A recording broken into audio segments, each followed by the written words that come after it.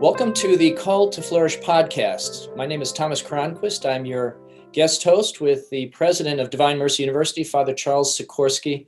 Father, how are you doing today? Tom, I'm doing fine, and I'm looking forward to our topic here today. We're going to be talking about positivity and its relationship to happiness, and I think it's so relevant today in the midst of so many challenging times. Very much so. We have a very interesting guest with us, Dr. Harvey Payne, who, as you know, is the Dean of the School of Counseling here at Divine Mercy University. He's worked in the mental health field for many years, 35 years actually, and primarily serving children and adolescents.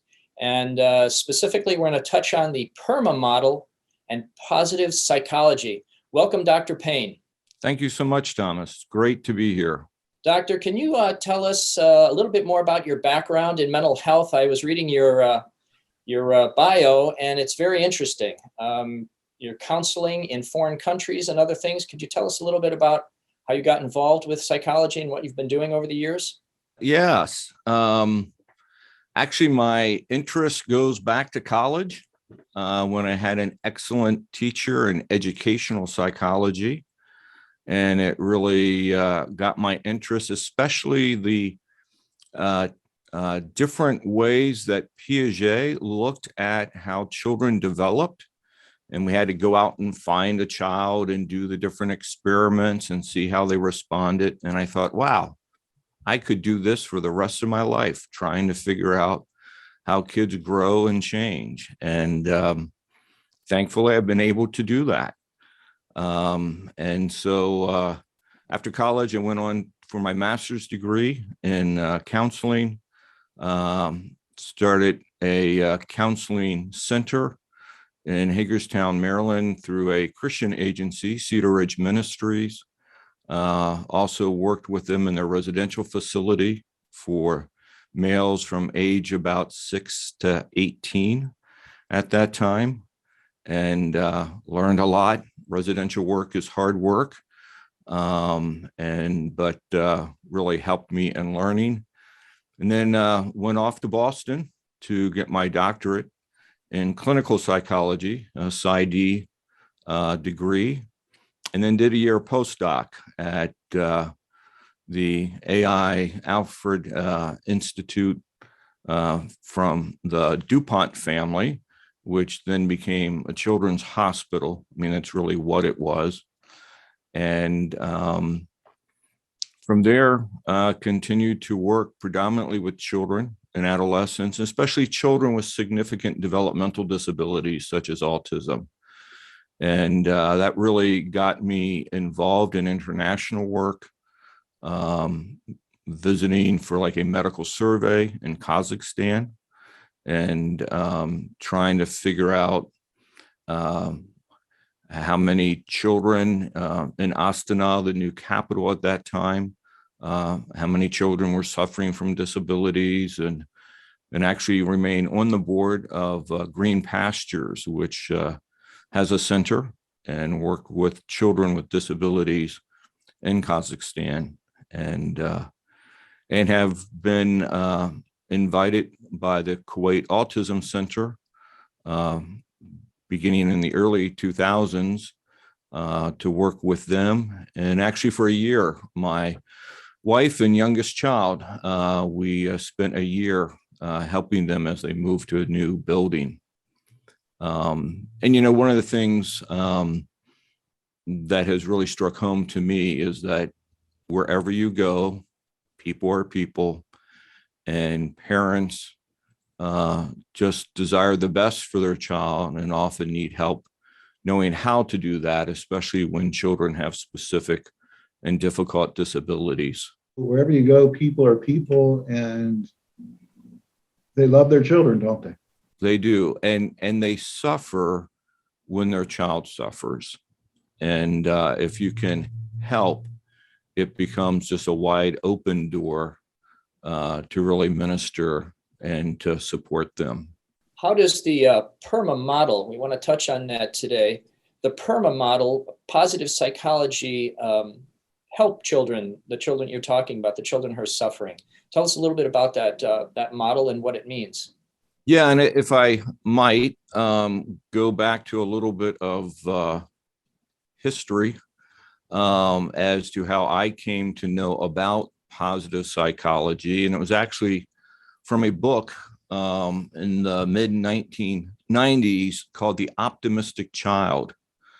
And it was just the development, really, of this whole movement with Dr. Martin Seligman. And part of the background for him writing the book was his great concern about the self-esteem movement and how it was really causing negative outcomes instead of positive outcomes. And he was really looking for ways to help build resiliency in children, and especially to protect against depression.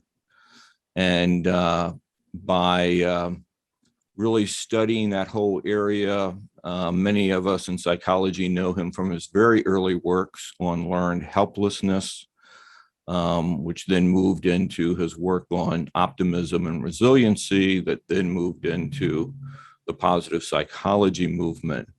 But one of the things that he focused in that book was the only way children develop resiliency is by actually failing and allowing them to feel the struggle, to feel bad, and to encourage and support them to keep trying until they gain some mastery, some success.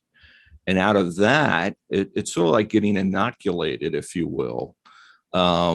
You develop this sense of, hey, I can handle life. I can be resilient. Pardon the interruption. Would that be the difference between what we're saying is positive psychology and the self-esteem movement? This idea that failure can be a good experience, it can be a learning experience, it can be a humbling experience. I think it was Edison that said he failed like 9,000 times in an experiment. And they said, why do you keep going? You're such a failure. And he said, well, I don't look at it that way. I've learned, I've learned 9,000 things that don't work. So I've learned a lot. And he, of course, discovered electricity. So yeah, definitely. Exactly. And so the two unintended outcomes of the self-esteem movement was this attempt to shield children from hardship, from difficulty, from failing, which meant we robbed them of experiences of how to develop resiliency.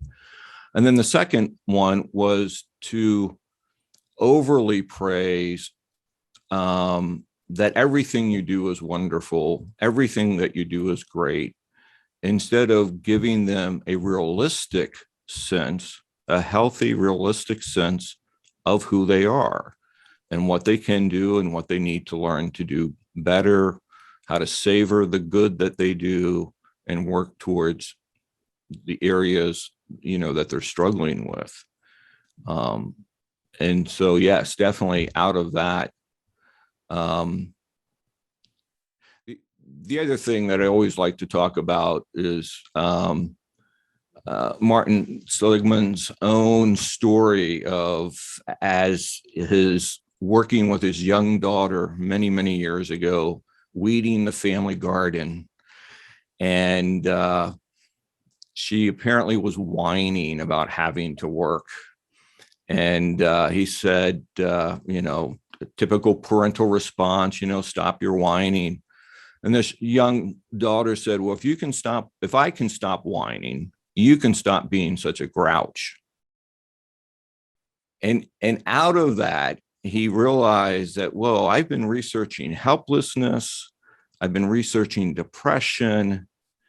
Maybe this 5-year-old has something that I need to pay attention to, which is, what if I studied well-being instead of unhappiness, accomplishment instead of failure, strength instead of sickness? And that all came together for him, if you will. And he actually talks about positive psychology calling him, just as the burning bush called Moses. And so him really looking at his work as a vocation. That's really interesting. It seems to me it's very important. I have children. I'm married and have 7 children, and I see how important it is for children to become adapted or able to handle life's challenges. And in growing through those, they develop skills, they develop virtue, they develop coping mechanisms. They're able to handle the growing challenges as they get older. And if you protect them from that, eventually they're going to have a bad experience, because something's going to come along that's going to overwhelm them. Yes. And I can see that it's very positive to let children experience life in a prudent way. Yes, and the concept of PERMA is a relatively recent movement in positive psychology, where as they've grown and developed and have recognized like virtues and prudence, that what is the larger picture that helps people to do this? In his 2011 book called Flourish, which is a visionary new understanding of happiness and well-being, he tries to identify these 5 larger components of what really helps children, adolescents, adults to be resilient, to have a happy, fulfilling life. And the P is positive emotions. Emotions are very much a part of human life, and there are times to have negative emotions. Something horrible happens and you feel sad, or some injustice, and sort of your anger gets roused. But overall, the more you can find and savor positive emotions, the more you'll begin to feel contentment and joy. And so that's the P. E is engagement. And engagement refers to really being absorbed, interested in some activity that you enjoy, or even an activity that's hard. Some might be familiar with the concept of flow, in which you're so absorbed in an activity that you lose all sense of time. The R, P-E-R, R is relationships. And we know from our Catholic Christian understanding of humans that we were created by love for love. And relationships refer to not just intimate relationships, but all relationships in which you feel supported, valued, and the positive emotions that come out of those relationships. M is meaning, having a sense of purpose in life, both on a larger scale of where's your life going, knowing that life is valuable, worth living, and religious faith, working for a charity, and even though those day-to-day things that bring meaning to your life. And then the last one is accomplishment, the A. So PERMA, an A is accomplishment. And that can be, again, from the large things of winning an award, being honored for something, but it can be developing mastery over a hobby. It can be your day-to-day responsibilities and feeling good about completing them. And so that's sort of the bigger picture of, as they've studied those who flourish, it's those 5 areas that seem to be very important, that then helps you in these difficult times and helps you develop virtues and resiliency. So that first one, Dr. Payne, positive emotions, what a challenge that can be, especially with we're living right now with the pandemic and other world events that are going on right now. You've had, the Afghanistan situation. You've had, we're talking today, who's had big floods in Louisiana and in New York City. It sounds great, but how do we overcome that challenge when there's so much negativity going on in the world, but also maybe in our own lives, or just failures and different things? And what's the key to getting started on the PERMA is, how do I have positive emotions when it seems like so many things aren't going the right way? Yeah, and that's an excellent question, especially in these unique and trying times. And one of the things that is going to sound too simple, but one of the things that the research has shown can be quite helpful is actually thinking about what are the positives in your life. I can remember going to a integrated church down south, and often when the Blacks in the congregation would pray, they would often include, "Thank you for breath. Thank you that I can breathe today." And I thought, wow, I don't think of it that way, but it just struck me of, yeah, there are so many things in life that we take for granted that God has given us that we really can be thankful for. And in the research, they talk about a gratitude journal, sort of writing down and reviewing that. Many faith traditions talk about count your blessings. And the key here is to be specific, not general, to look at, I am very thankful for this person and what they specifically bring into my life. Definitely to catch throughout the day the surprises, the bird that you hear out the window, the sunrise, and to learn to actually savor that. Too much we're just rushing through, and just to breathe deep and just savor that part of God's creation that is touching you. Obviously seeing the good as gifts from a good God. And so in an additive way, if you will, I think throughout our life, we can pull those things out. I think on the subtraction side, I think for many of us, having a lot of screen time where we're flipping through Instagram, Facebook, sort of being a news fanatic. Research is also pretty clear. There are ways that the virtual world that we live in can be positive, and there's ways that it can be negative with our emotions. And definitely too much of watching what everybody else is doing can have a negative impact on our emotions. Dr. Payne, you mentioned meaning, and it seems to me that's so important today. And it also seems to me that's associated with hope. You read about a lot of young people today who depressed, suicidal, they don't seem to have meaning in their life. And what are some ways that that you help, let's say, young people who are struggling with depression start to plug into meaning? I know for me, my faith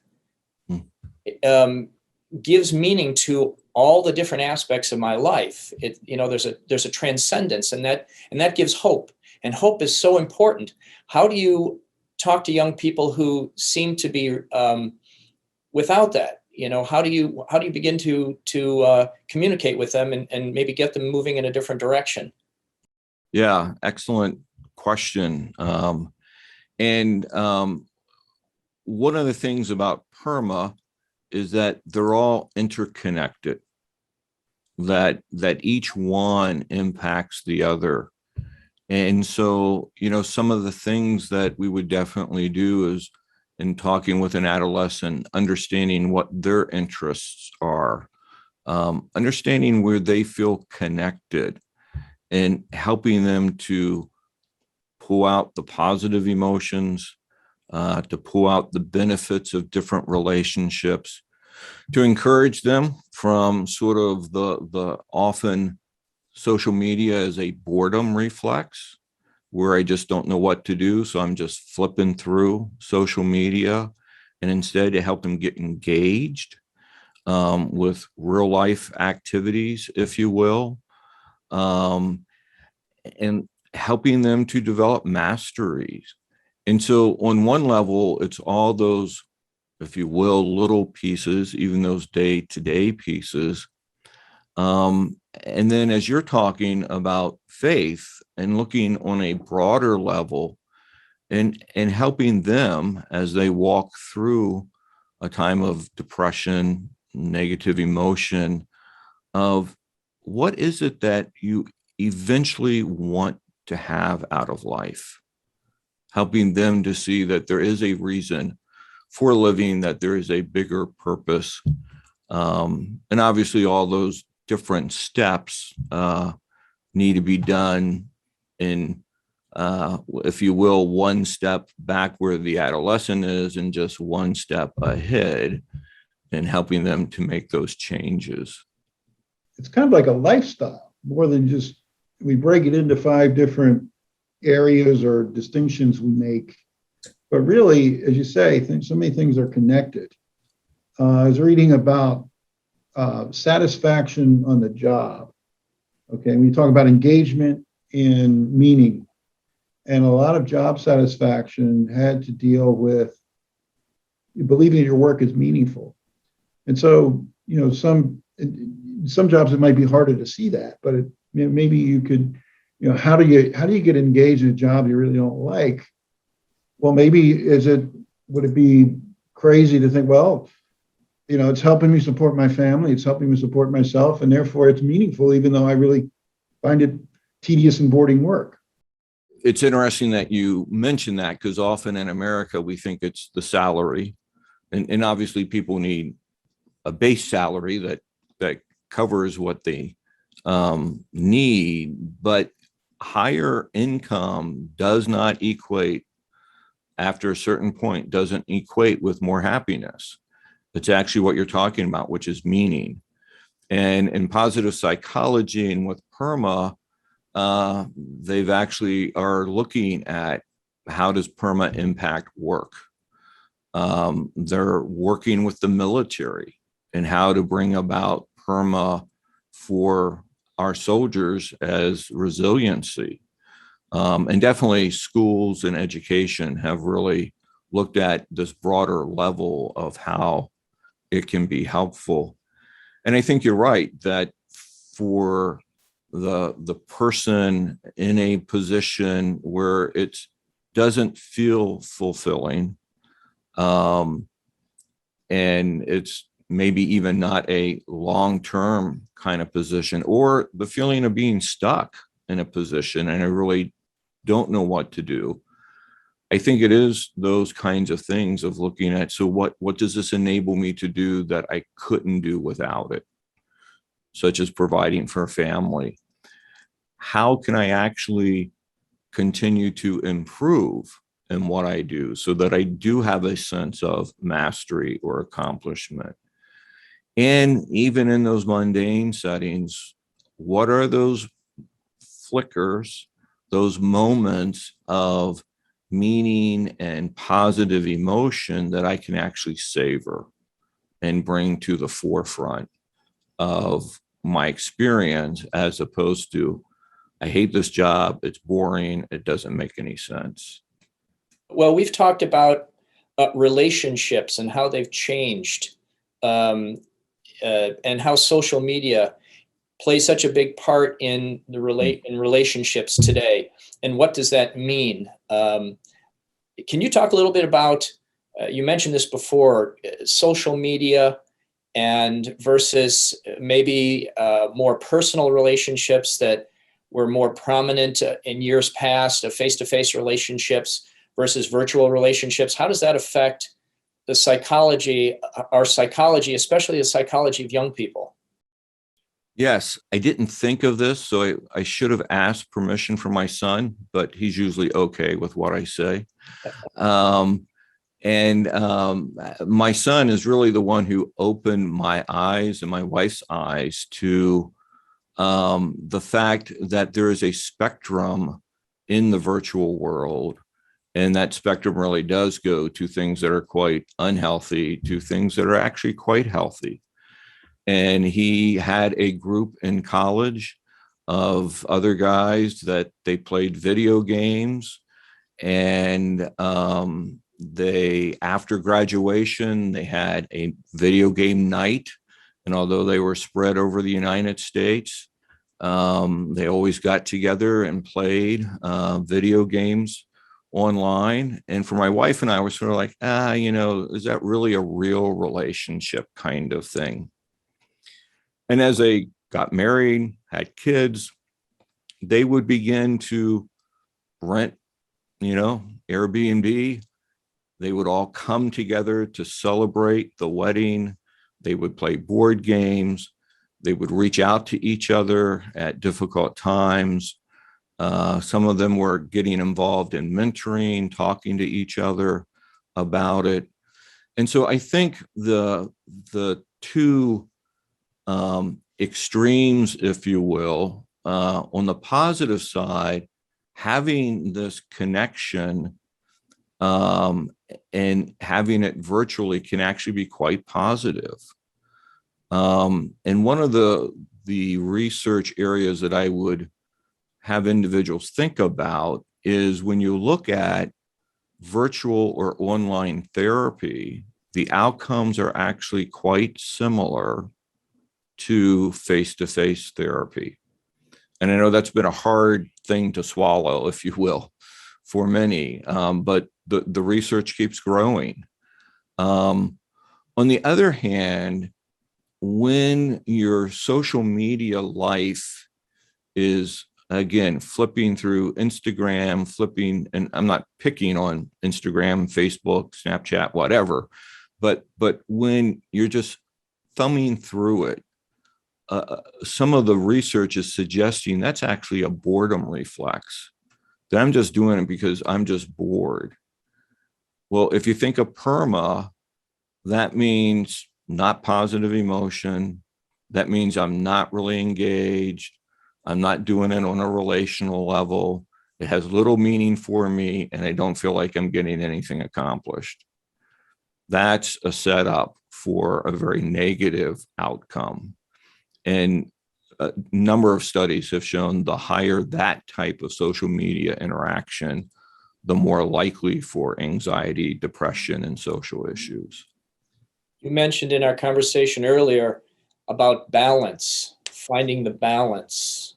Maybe you could touch on that. What would be a good balance, as far as virtual relationships and person-to-person relationships? How does one find that? I'll start off with age 4 and below, nothing, no screens, no social media, and high levels of parental guidance as children grow. And the kinds of things that I look at is your use of FaceTime, screen time, is it impacting your sleep? And we know that's a major issue for many people, adolescents and adults, who fall asleep with their phone. And the best research is suggesting that you should be off of any type of screen at least 30, if not 60 minutes before bedtime, because otherwise it disrupts your sleep. And so if your screen time is that close to bedtime, or it's keeping you're doing it later and later at night, then that's a sign you're on it too much. If you're not engaging in PERMA, then, if you will, that's too much if it's because of the FaceTime. I know most are like, but how many hours is that? Because of working at DMU, not blaming you, Father Charles, but working at DMU for an online programs, I'm in the virtual world many, many hours every day. But it's really all about meaningful work. and how to create and sustain our very transformative educational environment. So it's really, again, I feel like I'm going around in circles, and I apologize for that, but it's really what is the intent and meaning of that virtual reality. You mentioned, Dr. Payne, that PERMA it can help improve resilience. And I guess my question is, I have an idea what I think resilience is, but could you talk about what clinical, I guess in scientifically, what do we mean by resilience? And what are the biggest challenges today with that? And do we have a crisis? Is it getting better? How would you see that? Yes. And like most fields of science, everyone has different understandings of resiliency.